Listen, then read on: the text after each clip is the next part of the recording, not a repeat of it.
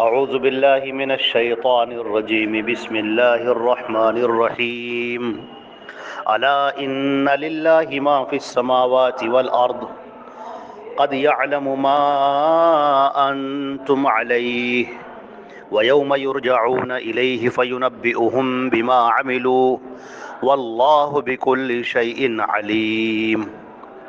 یہ سورہ نور کی آخری آیت ہے، آیت نمبر 64 ترجمہ اس آیت کا یہ ہے کہ خبردار ہو جاؤ کہ اللہ ہی کے لیے ہے آسمانوں اور زمین میں جو کچھ ہے، اور اللہ بہت اچھی طرح سے جانتا ہے جس پر تم لوگ ہو، اور جس دن تم اس کے پاس پلٹ کر جاؤ گے پھر اللہ رب العزت ان کو بتائے گا جو بھی انہوں نے کیا ہے، اور اللہ ہر چیز کا جاننے والا ہے۔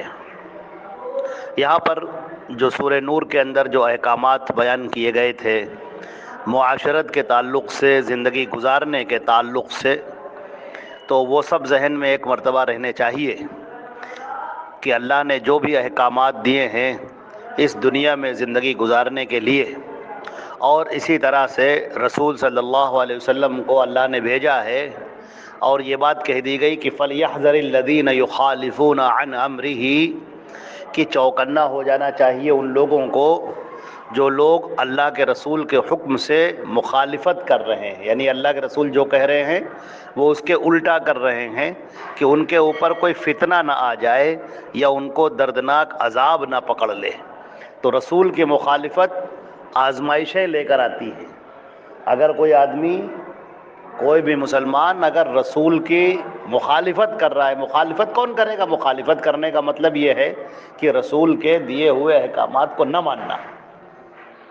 اب رسول صلی اللہ علیہ وسلم نے زندگی گزارنے کا جو طریقہ بتایا ہے، ہم اپنی زندگی کسی اور طریقے سے بسر کر رہے ہیں، تو یہ مخالفت ہو گئی۔ رسول کہہ رہے کہ زندگی ایسی ہونی چاہیے، ایمانداری کی ہونی چاہیے، اور ہم زندگی بے ایمانی کی بسر کر رہے ہیں۔ رسول کہتے ہیں کہ تمہیں حلال کھانا چاہیے، ہم حرام کھا رہے ہیں۔ خواتین کا مسئلہ ہے، اللہ کے رسول فرماتے ہیں کہ ان کو پردہ کرنا چاہیے، اور ہماری عورتیں اسے پردہ نہ کر رہی ہیں، تو یہ کیا ہے؟ مخالفت ہے، اس کے الٹا جاننا ہے۔ تو اللہ تعالیٰ نے فرمایا کہ ان تصیبہم فتنۃ، ان کی کوئی فتنہ نہ آ جائے، ان کے اوپر آزمائشیں نہ آ جائیں۔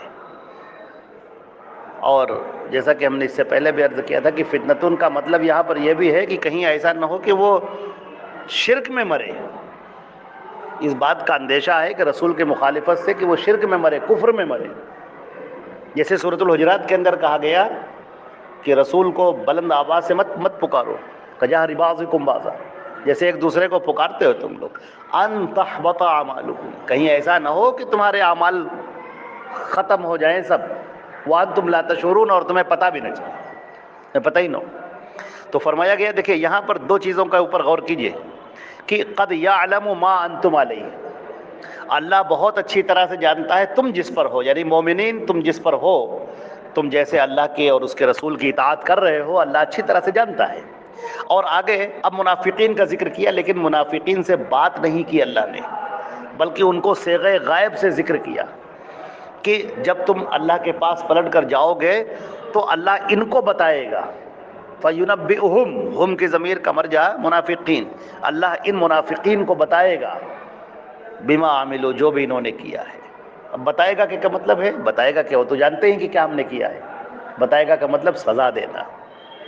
یہاں پر ہے کہ اللہ تعالیٰ ان کو سزا دے گا جو بھی انہوں نے کیا ہے، ما عملوا، جو بھی انہوں نے کیا ہے، یعنی جو بھی رسول کی مخالفت کی، شریعت کے خلاف زندگی گزاری، اللہ اور اس کے رسول کے احکامات کو توڑا، تو اللہ تعالیٰ ان کو سزا دے گا۔ اور اللہ تعالیٰ نے فرمایا واللہ بکل شیء علیم، اور اللہ ہر چیز کا جاننے والا ہے، باریک سے باریک باتوں کا جاننے والا ہے۔ دنیا میں آدمی غلطی کرتا ہے اور جب اسے ٹوکا جاتا ہے تو وہ اس کے لیے عذر پیش کر دیتا ہے، میں نے ایسا تھا اور یوں مطلب تھا اور ایسا تھا، لیکن اللہ تو دلوں کا حال جانتا ہے۔ تم اس کے سامنے جھوٹ بھی نہیں بول سکتے، تمہارے ہاتھ اور پیر گواہی دیں گے۔ انسان کسی غلط کام سے انکار نہیں کر سکتا کہ میں نے یہ کام نہیں کیا تھا، اور نامہ اعمال میں لکھا ہوا اس کے ہاتھ اور پیر اس کی گواہی دیں گے۔ تو یہ آخری آیت سب کو سمیٹے ہوئے ہے کہ جو بھی احکامات اللہ کی طرف سے تمہیں دیے جا رہے ہیں ان احکامات کی پوری پابندی کرو. یہ دنیا کی زندگی بہت جلد ختم ہو جانے والی ہے اور تم اللہ کے سامنے کھڑے ہوگے اور زندگی کا حساب دے رہے ہوگے. تو جو لوگ اللہ اور اس کے رسول کے احکامات پر عمل کر کے آئیں گے اللہ کے سامنے مومنین فرما بردار بن کر آئیں گے تو ان کے لیے اللہ کی انعامات ہیں، نعمتیں ہیں، رحمتیں ہیں، نوازشیں ہیں. اور جو اس کے خلاف کر کے آئیں گے تو ان کے لیے دردناک عذاب ہے، سزا ہے. تو اسی دنیا کے اندر اپنی زندگی کو طے کر لینا چاہیے کہ ہماری زندگی کس رخ پر جا رہی ہے، اچھے رخ پر جا رہی ہے یا برے رخ پر جا رہی ہے. کیونکہ آدمی اپنی زندگی سے خوب اچھی طرح سے واقف ہوتا ہے کہ ہم کیا کر رہے ہیں، ہم کیا کر رہے ہیں، ہم سے زیادہ کون واقف ہوگا. ہم کتنا نیک کام کر رہے ہیں، کتنے برے کام کر رہے ہیں، ہمیں پتہ ہے. تو اپنی زندگی کا جائزہ لیجئے، اس میں نیکیاں زیادہ ہیں یا برائیاں زیادہ ہیں.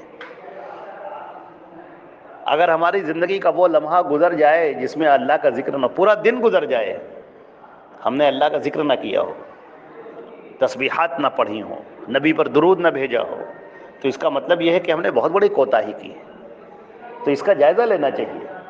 خالی ہم بیٹھے یا جس وقت بھی ہم کو موقع ملے، کام کرتے ہوئے بھی موقع ملے، اللہ کی تسبیح بیان کریں. سبحان اللہ بحمدہ، سبحان اللہ العظیم، سبحان اللہ والحمد للہ ولا الہ الا اللہ واللہ اکبر، لا حول ولا قوت الا باللہ. یہ جو تسبیح ہے یا نبی کریم صلی اللہ علیہ وسلم پر درود بھیجنا ہے تو بہت بڑی فضیلت کی بات ہے. من صلی علیہ واحدۃ صلی اللہ علیہ بہا عشرا، جو ایک مرتبہ درود بھیجتا ہے اللہ اس پر 10 مرتبہ اپنی رحمتیں نازل فرماتا ہے. تو یہ سب ہم کو اپنی زندگی کا جائزہ لینا چاہیے کہ ہماری زندگی کس رخ پر جا رہی ہے اور کس طرح سے جا رہی ہے. تو یہ آخری آیت تھی جس میں اللہ رب العزت نے بتایا کہ ہم اچھی طرح سے جانتے ہیں جو تم کر رہے ہو، سب معلوم ہے اللہ کو. اللہ سے کوئی چیز ڈھکی اور چھپی نہیں ہے، اللہ کو سب پتہ ہے اور اللہ تمہیں بتائے گا، سب بتائے گا. جو انسان نے کیا ہے وہ سب سامنے آ جائے گا. تو اللہ اس دن سے اس دن کے رسوائی سے ہماری حفاظت فرمائے اور اس دن ہم سب کو سرفراز فرمائے، کامیاب فرمائے، ایمان پر خاتمہ عطا فرمائے. یہ سورہ نور اس طرح سے ختم ہو گئی ہے. اللہ تعالیٰ مزید آگے سورہ پڑھنے کی توفیق عطا فرمائے. والسلام علیکم ورحمۃ اللہ وبرکاتہ.